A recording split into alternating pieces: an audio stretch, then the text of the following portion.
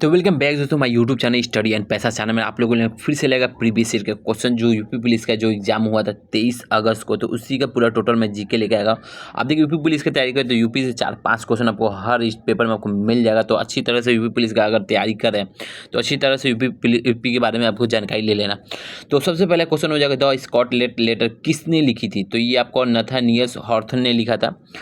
Second में question हो जाएगा पल्लव राजवंश की राजधानी क्या था, पल्लव वंश की राजधानी आपको कांचीपुरम हो जाएगा।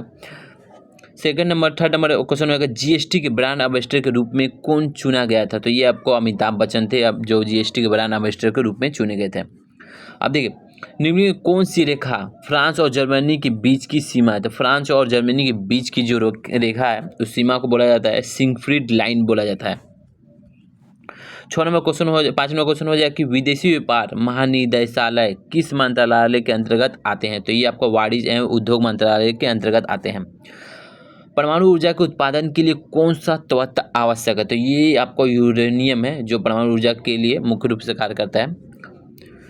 नोएडा उत्तर प्रदेश के किस जिले के अंतर्गत आता है, तो नोएडा ये जो उत्तर प्रदेश में ये आपको गौतम बुद्ध के नगर में आता है। विश्व डाक दिवस, तो विश्व डाक दिवस कब मनाया जाता है, ये आपको 9 अक्टूबर को विश्व डाक दिवस मनाया जाता है। ये देखिए विश्व जो डाक दिवस का है उसके भी अब मैंने बहुत सारे प्रीवियस ईयर में क्वेश्चन में देखा है जो पूछा गया है। जून 2024 तक संघ गृह मंत्रालय के प्रमुख कौन, तो ये आपको गृह मंत्रालय का प्रमुख कौन है, तो ये आपको इसका सही आंसर हो जाएगा अमित शाह। इंडियन नेशनल कांग्रेस की स्थापना किस वर्ष हुई थी, तो इंडियन नेशनल कांग्रेस की स्थापना जो 1885 में हुआ था। उसके साथ आपको भारत का पहला हवाई अड्डा कहाँ पर स्थित था, तो ये आपका मुंबई में था। तो भारत के व्यवसायों के लिए सेवा है तो जीएसटी पंजीकरण के लिए थ्रेशोल्ड लिमिट क्या है, तो थ्रेशोल्ड जो लिमिट है आपको 20 लाख था।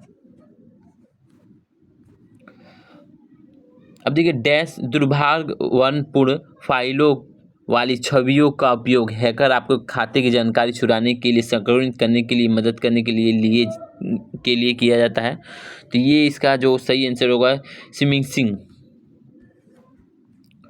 अब देखिए क्रोएशिया गणराज्य की राजधानी क्या है, तो क्रोएशिया गणराज्य की राजधानी जो होगा आपको ज़ाग्रेब होगा। अब देखिए आतंकवाद से लड़ने में सूचना साझा करना किन तरीकों से महत्वपूर्ण हो जाता है, तो ये हो जाएगा यह अधिकारी को संभावित खतरे को अधिक तेजी से पहचानने की सहायता करना है। भारत के किस देश में पड़ोसी देश को थंडर ड्रैगन की भूमि बोला जाता है, तो थंडर ड्रैगन की भूमि ये भूटान को बोला जाता है। निम्नलिखित में कौन सा सोशल मीडिया प्लेटफॉर्म नहीं है, तो ये आपको गूगल होगा। गूगल ये एक सर्च इंजन है। निम्नलिखित में से किस प्रकार का प्रदूषण संवर्धक यूट्रोफिकेशन है, तो यूट्रोफिकेशन आपको जल प्रदूषण है। 1946 में विमुद्रीकरण के दौरान आरबीआई के गवर्नर कौन थे, तो ये आपको चिंतामणि द्वारकानाथ देशमुख थे। अधिक भारतीय संविधान में कौन सा भाग राजनीति निर्देश सिद्धांतों से संबंधित है, ये आपको भाग 4 से संबंधित है। पुस्तक ए लाइफ मिसमेंट किसके द्वारा लिखी गई थी, ये लाइफ मिसमेंट आपको किसके द्वारा लिखी गई थी, ये आपको सूर्यकांत त्रिपाठी निराला के द्वारा लिखी गई है। आसमान में नीलेपन का मुख्य कारण क्या है, तो आसमान में जो नीले रंग का मुख्य कारण है वायु के अणुओं द्वारा सूर्य के प्रकाश का परिकरण का बिखराव होने के कारण नीलापन होता है। अब देखिए रमन सुब्बा राव जिनका हाल में निधन हो गया किस खेल से संबंधित है, वो क्रिकेट खेल से संबंधित है। प्रायद्वीपी भारत की सबसे लंबी नदी का नाम क्या है, तो ये है गोदावरी। गोदावरी है।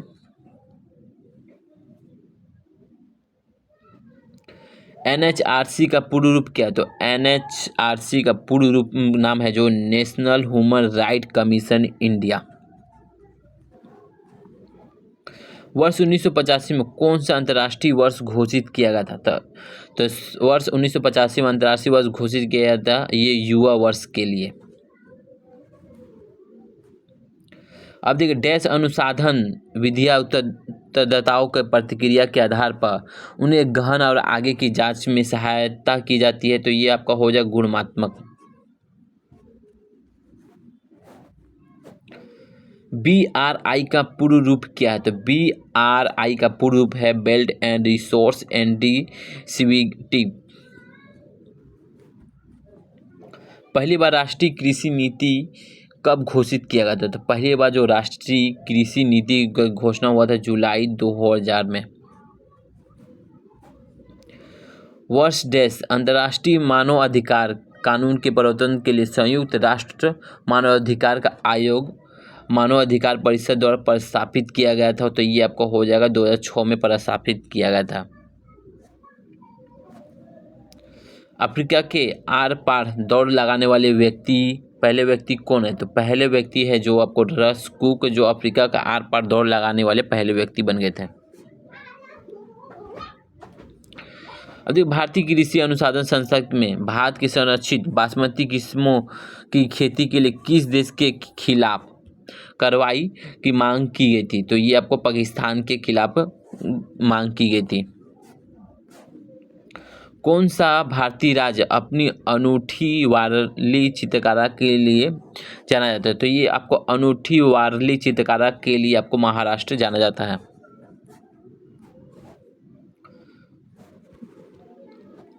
अब देखिए चिकनकारी एक पारंपरिक कढ़ाई शैली है जिसकी उत्पत्ति उत्तर प्रदेश के किस शहर में हुआ था? तो चिकनकारी एक पारंपरिक कढ़ाई शैली है जो आपको लखनऊ में इसकी उत्पत्ति हुई थी।